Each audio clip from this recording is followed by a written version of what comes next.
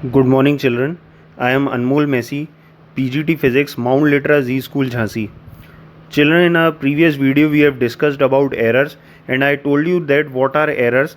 That is, errors are mistakes in measurement, and generally it is calculated by calculating the difference between true value and measured value. Then we have also discussed the various types of errors, and today we are going to discuss the calculation of errors. So there are various types of calculations of error, different types of error that we calculate. So one by one I'll explain you how to calculate errors. So children, these are the calculation of errors.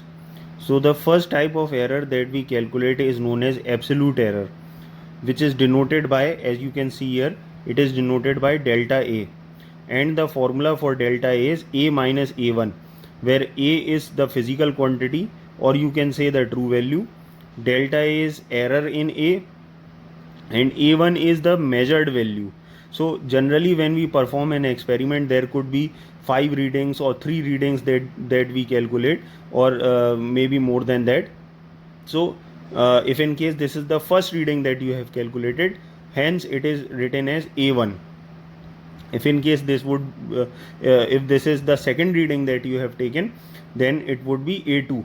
And if in case similarly, if it is the third reading that you have taken, then it will become A3. Else this is just a general formula for the calculation of error, that error is the difference between true value and measured value. So that error is known as absolute error. Okay, I have also given an example over here, like for example, while measuring the length of a table, the original length of the table is 1 meter. So A would become 1 meter, or instead of A we can change the variable and we can write L. Okay, and your measured value, the first reading that you have taken out is 0.9. So A1 becomes 0.9, or you can even write it down, you can change the variable and you can write L1. Okay, now you have to calculate the error. So for error, we will write delta A. So delta A is something which we need to calculate, and instead of we can write delta L, that is we can change the variable delta A and we can write delta L in place of that.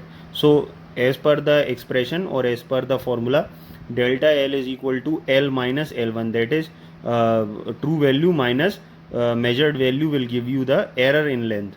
So the error in length is equal to 1 minus 0.9, that is 0.1 meter. Okay, the next type of error is mean absolute error. So as I was telling you, that generally when we perform an experiment, it is not necessary that we take only one reading. It is suggested that generally we take 3 or 4 or maybe more than that readings. So for that we calculate the mean, because there might be many readings, and per reading you will get an error. So there will be many kind of errors, many different values of error. So to get one single value of error, we will find the mean of the absolute error. So the symbol would be delta A bar. So what is delta A? Delta A is error in A, and bar is mean of those errors. So the expression would become delta A bar is equal to delta A1, where A1 is the first reading and delta A1 would become the error in first reading. Then this is the error in the second reading, plus dot dot dot delta AN. I mean, if in case you have taken out 3 readings, so 3 times you will write it. If in case 4 readings you have taken out, then 4 times you will write it. Depending on the number of readings, you will write down this expression and divide by n. N is the number of readings that you have taken. So here I have written down delta A bar is the mean absolute error, delta A1 is the error in first reading, delta A2 is the error in second reading, and n is the number of readings. Now the third type of error that we generally calculate is relative error. So as we know that relative word itself is just the comparison between two physical quantities. So here relative error means the mean absolute error that you have taken and the original value of the physical quantity. We are going to compare those things कि एक physical quantity में कितना error आया है. अगर हमारी physical quantity कोई ए है तो उसमें कितना एरर डेल्टा ए बार आया है. That comparison is known as relative error. Next is percentage error. Now percentage error is just relative error multiplied by 100. So expression wise we can write it like percentage error is equal to delta a bar by a. This is the relative error into 100. Now for explaining those errors clearly, I have given you an example over here. This example would make it very clear how to solve those particular errors. So this is just a numerical. These are the given values 1.1, 1, 1.3, 1.2 and 0.9. These are the measured values that we have recorded while performing an experiment, and we are supposed to calculate the true value, absolute error, mean absolute error, relative error and percentage error. Now why we are going to calculate the true value? Because to calculate the absolute error we require the true value, and the true value is not given in the question. So to calculate the true value, what we are going to do is we will calculate the mean of that. So what I have done is 1.1, 1, 1.3, 1.2 and 0.9. I have added all these values and the result that you are getting is 5.5. Since these are 5 values, so therefore 5.5 divided by 5 we are getting 1.1, and this 1.1 is your true value. So let us consider these are given refractive indexes. So instead of a, this will become our mu, that is the symbol for refractive index. So like earlier in our expression we were using a as the variable, but since these have become the refractive index, hence we have changed the variable, and instead of a this will become your mu. Now the second thing which we have to calculate is absolute error. So the expression for absolute error is equal to true value minus measured value. So earlier we were calculating delta A1, but since this is refractive index, so we have changed the variable and it has become delta mu1 is equal to true value is 1.1 and measured value is 1.1 over here given in the question.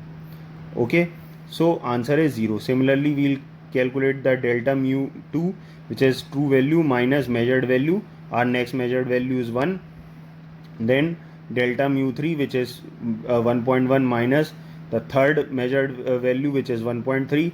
Then delta mu4, that is 1.1 minus the next measured value, which is 1.2, and delta mu5, which is 1.1, that is true value minus measured value is 0.9.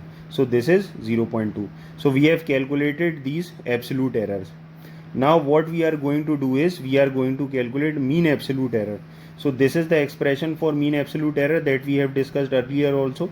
Delta mu bar is equal to delta mu1, which is error in the first reading, this is error in the second reading, this is error in the third reading, this is error in the fourth reading, and this is error in the fifth reading. And we are going to add and divide it by 5 because these are 5 errors. So this will give you the mean absolute error. Now we will put all the values.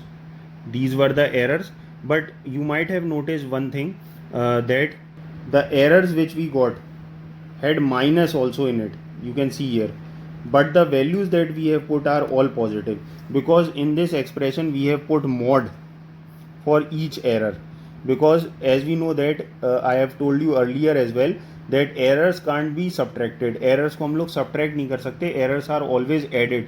That's why these errors, these absolute errors which have got minus also in front of them, we will convert it into plus. Hence we have put mod. ठीक है. So while putting the values we have removed those minus sign and all the values are positive. So finally the error which we are getting is 0.12. This is our mean absolute error. Okay.